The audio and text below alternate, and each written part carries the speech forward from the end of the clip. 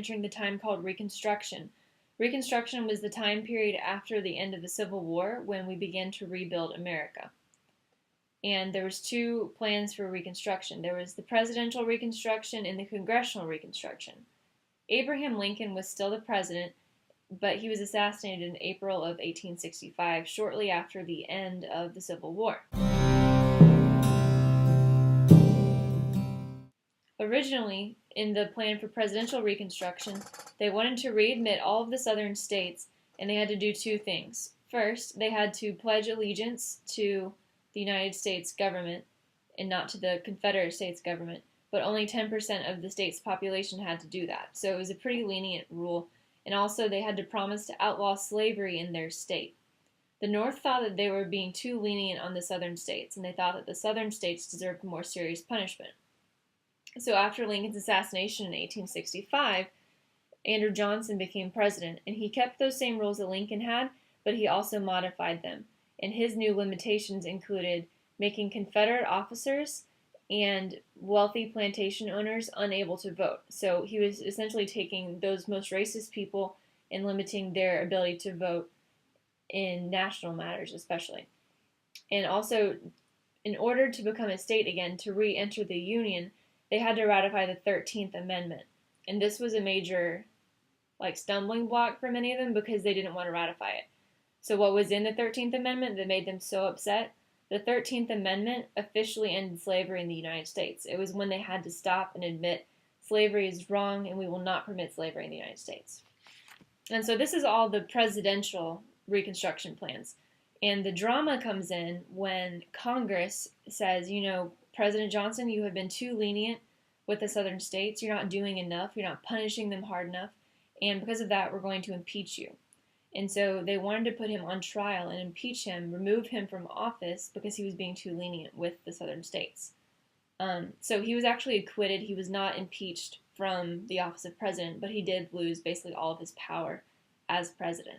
A vocabulary enrichment term is impeachment.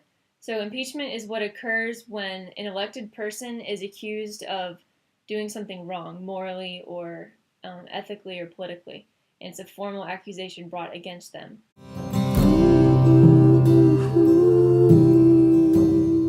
In your interactive student notebook, you should have a compare and contrast chart to compare congressional Reconstruction plans with the presidential Reconstruction plans because they were so different, but they had the same goal. So now we're going to talk about the congressional Reconstruction plans.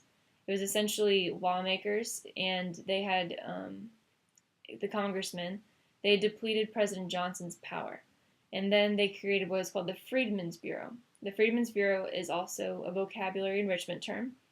And it was an organization that helped newly freed slaves to buy food and clothing, and it also provided schools for African Americans. So they had never been allowed to go to school before, and now they are through the Freedmen's Bureau. And especially in Georgia, the Freedmen's Bureau helped them with their rights because they were freed, but they still needed to work. And so the Freedmen's Bureau worked with them to create contracts for fair labor. So they would go to even their previous, slave master and say, here's my contract, I will work for you, but this is the wage that I need. And so the Freedmen's Bureau was helping them attain fair wages. Additionally, part of the congressional plan was to pass the 14th and 15th Amendments. The 14th Amendment redefined U.S. citizenship to include freed slaves. The 15th Amendment extended the right to vote, and it could not be discriminated based on race, color, or previous servitude. So at this point, though, the voting age was 21, and you had to be male. Women could not vote, and people under 21 could not vote. That came later. I fell into a burning ring of fire. During the Reconstruction era, we have several significant figures. Those men are Henry McNeill Turner and Tunis Campbell. Henry McNeill Turner was one of the first black men elected to the legislature in Georgia. He was elected to the state legislature. Also, Tunis Campbell, he was working for black rights in the legislature, but he was voted out of office, and then he was also harassed and jailed for his efforts for black rights. And it burns, burns, burns, the ring of fire. Just because slavery was now illegal in the United States didn't mean that those feelings had gone away. And a lot of the white population in the South was trying to regain control of the South because previously they'd been able to control it through slavery, and now they couldn't. And so they created these black codes. This is a vocabulary enrichment word. Black codes were state laws to control African Americans' rights. And it was totally to limit their rights as far as becoming part of society and culture. It was shutting down what they thought they could do and legally could do, but they created these codes, which were state-specific laws, to limit that.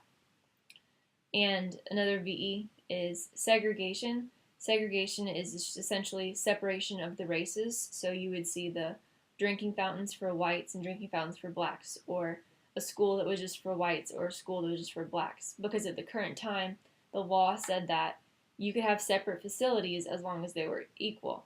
So people would say, yeah, this is equal. They have textbooks, they have the ability to learn, but what they didn't show was that the textbooks were really old, the textbooks contained racist words, and the textbooks were falling apart, and they were in classrooms without heat or air conditioning or any of those things. So they were separate, yes, but definitely not equal.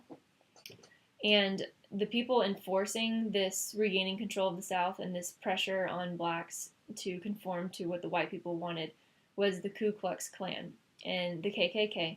And so it was a terrorist group that targeted blacks, and especially those blacks who were working for improving their rights and safety. And the KKK would wear white robes and hoods to protect their identity because they couldn't unmask themselves. And they targeted those blacks who were working for rights.